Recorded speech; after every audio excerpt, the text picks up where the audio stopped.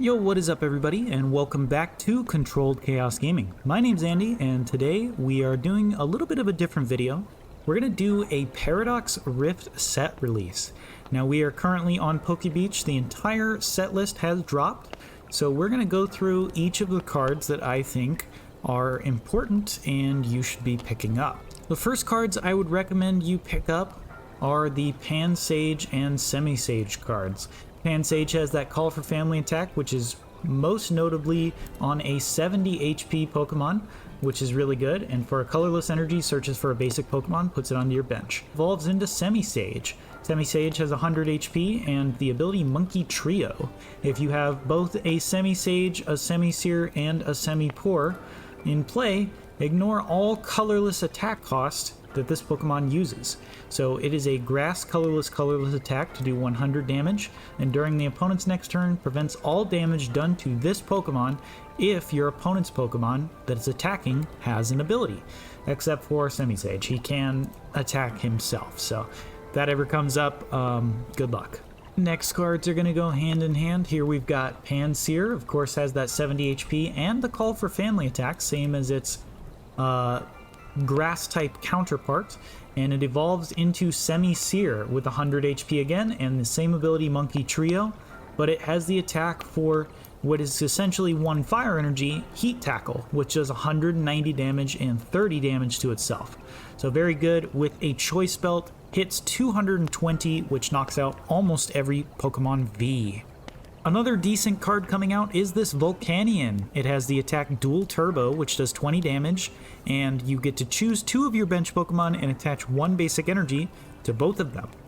This could be a good alternate attacker for Charizard, as it does have 130 HP and does hit for 20 damage, which could be relevant when you stack it with Charizard's attack. Next card we're going to talk about is this Armor Rouge EX. Has the ability Crimson Armor. When it's at full HP, it takes 80 less damage from your opponent's attacks. And it doesn't say here whether it's before or after weakness, but my guess is after weakness here. And its attack Scorching Bazooka does 40 damage plus 40 more for each fire energy attached to this Pokemon.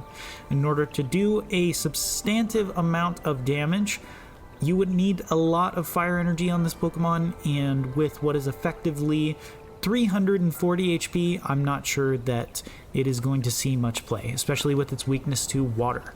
But thought it was interesting to note. Let's move on to the next one.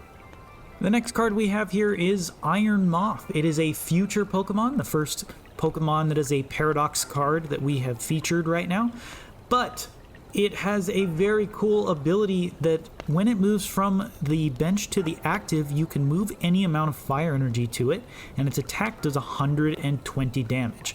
Not a super overwhelming attack, but with 130 HP, this Pokemon could be a very good addition to the Charizard deck to play against cards like Lost Box, meaning that you can attack with Charizard, retreat into this Iron Moth, or use a switch card into it, and attack with Heat Ray for 120, knocking out all little Pokemon. Next card we're going to talk about is this 70 HP Remoraid. Although not super notable, it is probably going to make its way into Rapid Strike box, as it has 10 more HP than the Remoraid that is currently available. And being a non-Rapid Strike Pokemon doesn't give you that many differences, only Tower of Waters. Does also include a new Octillery in the set, which draws you 3 cards upon evolution. And that's pretty good, but it's only the one time. I'd like to see this card maybe draw 1 per turn instead, but draw 3 is still pretty good, as Octillery is not a very common Pokemon right now. The next card we're going to look at is this Garchomp EX. It is another Terra Pokemon, meaning that it cannot sustain damage on the bench from your opponent's attacks. And it does have 2 attacks here. So the first one is Hydro Lander, which does 160 damage and attaches 3 fighting energy from the discard pile to your bench Pokemon in any way you'd like. This is a phenomenal attack. Not only does it do a huge amount of damage, enough to 2-shot basically any Pokemon, but it also attaches 3 energy, which is really nice. And its second attack here, Sonic Dive, does 2 energy, discard 2 energy, It does 120 Pokemon to one of your 100. It does 120 damage to one of your opponent's Pokemon. On top of this Pokemon does have free retreat, although I am not a fan of its weakness being electric. As you'll see, Iron Hands makes its way into this set. Next card we're going to talk about is this awesome Palkia. It has an attack called Prize Count. That cannot be the attack name. But it is 80 plus 80 more if your opponent has more prize cards than you have. Sorry, if you have more prize cards than your opponent has. Very nice. This could make its way into Qianpao as a single prize attacker that hits for 160, basically KOing most, if not all, of the Pokemon in the Lost Box deck. Next cards we're going to talk about are, of course, the final of the Monkey Trio. We've got Panpour and Semipour. Panpour has this call from Family Attack and 70 HP once again. And the Semipour has the ability Monkey Trio just like the other two, but it has Shower with Insults, a 50 damage attack that does 30 damage to each of your opponent's Pokemon. This is probably the standout card in the Monkey Trio, as you're able to spread lots of damage for just a single water energy if you have all three in play. The next card we're going to talk about is this new Golisopod EX. It is a water-type Pokemon with the first attack Aqua Blade, which does 70, but most importantly, the second attack for a water and double colorless does Swing and Skedaddle, 170 damage, and you discard only one energy from that Pokemon to switch it with your bench Pokemon. If you don't discard, then you don't have to switch, is kind of what I'm getting. We'll have to see the official translation when it comes out in English, but that's what I'm assuming, is that you don't have to switch if you don't discard an energy, which is pretty nice. This card couples really well with not only switching effects, but also AZ, or the spiritual AZ, which is the Professor Turo's Determination, which picks up one of your Pokemon and discards all cards attached to it. Of course, not very good discarding the 3 energy, but if you play it with something like Excalibur, you might be able to just put those energy right back.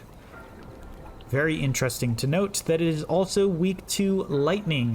We're going to see a lot of Pokemon weak to lightning lose their viability very soon, thanks to Iron Hands. Just an interesting little card here to look at. Next is an Iron Bundle. It has the ability Hyper Blower. When it's on your bench, per turn, you can switch your opponent's active Pokemon, a one-sided escape rope, and then you discard this Pokemon. It's really nice that it has the ability to discard itself, so it's really, really good in some matchups, but I don't know how often you'd want a one-sided escape rope that is potentially searchable by Ultra Ball or Nest Ball. Next card we're going to go over is this brand new Tapu Koko EX.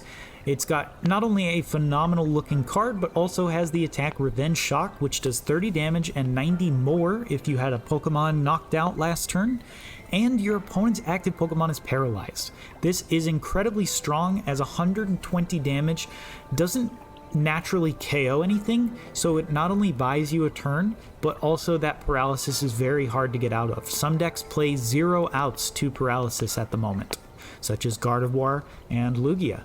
Here we are, folks, the man, the myth, the legend. We've got Iron Hands EX. Amp you very much, does 120 damage and takes an extra prize card if you knock your opponent's active out. This is not only a phenomenal attack, but it is very doable thanks to the electric typing. You can use one electric energy and the other energy don't matter at all. This is a good addition into Miraidon, into Lugia, into Qianpao, and a bunch of other decks that I just can't even think of right now because this deck is so splashable. So I am excited to see this card enter the format. Of course, it is very good into Lost Box and decks that are weak to lightning, which we just mentioned a couple new Pokemon are. So very cool, very interesting card, and we're going to see lots of it.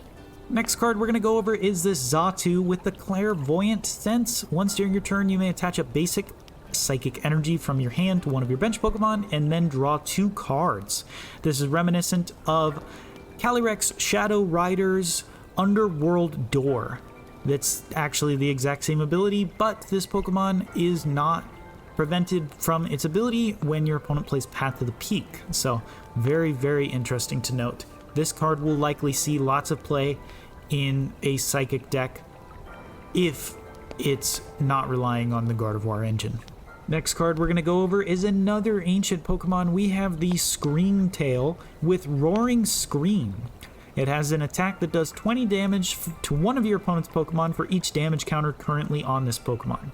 This works really well with the Gardevoir combination, attaching a bunch of energy to the Screamtail and doing a bunch of damage anywhere on the field, even the active if you wanted to. Next card we're going to go over is the Iron Valiant EX. Has the Tachyon Bits ability, which puts 2 damage on one of your opponent's Pokemon once you move it from the bench to the active spot. And this does stack, so that means if you were to switch in for Iron Valiants during your turn, you would place 8 damage counters on your opponent's Pokemon. I'm not sure what we're going to see this in yet, but it's probably going to make a very good addition in decks that fall a little bit short from knockouts. Next card we're going over is Iron Valiant's counterpart, Roaring Moon EX. This Pokemon has the attack Frenzied Gouging, which knocks out your opponent's active and places 200 damage on itself. This is a very interesting attack, but taking an instant KO on anything is good, especially if it's a 3 prize Pokemon or 2 prize Pokemon. It also has a second attack, Calamity Storm, which discards a Stadium in play, and if you do, it does 220 damage. So very, very strong, and of course, ancient Pokemon have a bunch of different cards that affect them that we'll go over in a moment. Next card we're going to go over is this Jirachi. This Jirachi has the ability Stellar Veil, which prevents your opponent's basic Pokemon from putting damage counters on your benched Pokemon. Very good, of course, against Sableye. Sableye destroying the format right now after winning a back-to-back regional championships, both the Kyogre Lost Box decks. So I'm excited to see if this makes Lost Box any worse, or at least forces them to play around it. Next card here is Skeledirge EX. It has that ability Incendiary Song, which discards a fire from your hand, and all of your Pokemon do 60 more damage for that turn, which is incredible. That is a huge amount of damage buff, but of course this is a stage 2 Pokemon, so it is a little rough getting into play. It does of course have the Terra effect, which says when it's on your bench, prevents all damage done to this Pokemon by your opponent's attacks.